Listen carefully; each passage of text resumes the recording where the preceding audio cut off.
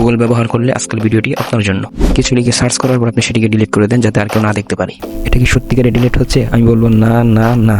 তো কীভাবে চিরস্থায়ীভাবে ডিলিট করবেন আজকে সেই বিষয়টিকে আপনাদেরকে দেখাবো।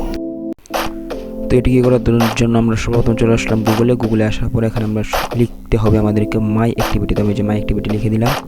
মাই অ্যাক্টিভিটি লেখার পর দেখেন চলে আসে অপশনটি চলে আসার পর দেখেন নিচের দিকে লেখা আছে মাই অ্যাক্টিভিটি, গুগলের একটা সাইট। তো আমি এখানে ক্লিক করছি। এখানে ক্লিক করার পর দেখেন কি আশ্চর্য একটা বিষয়, এখানে ক্লিক করার পর আপনি দেখতে পারবেন আপনি কী সার্চ করছেন। আপনি যখন থেকে ডিলিটও করে দেন তারপরে কিন্তু এখানে ঠিকই চলে আসবে। তো এটা ডিলিট করার জন্য আমরা যে মুছে ফেলুন অথবা আপনার ডিলিট লেখা থাকবে এখানে ক্লিক করুন। এখানে ক্লিক করার পর আপনি কতক্ষণের সময়ের জন্য মুছতে চাচ্ছেন, ডিলিট করে দিতে চাচ্ছেন, এখানে আপনার সেই বিষয়টি সিলেক্ট করুন। তো আমি কত ঘন্টার জন্য মুছতে চাচ্ছি এখানে ক্লিক করুন। অল্প কিছুক্ষণের মধ্যে কিন্তু আমার কত ঘন্টা আমি যা কিছু সার্চ করেছি গুগলে সেটা কিন্তু ডিলিট হয়ে যাবে।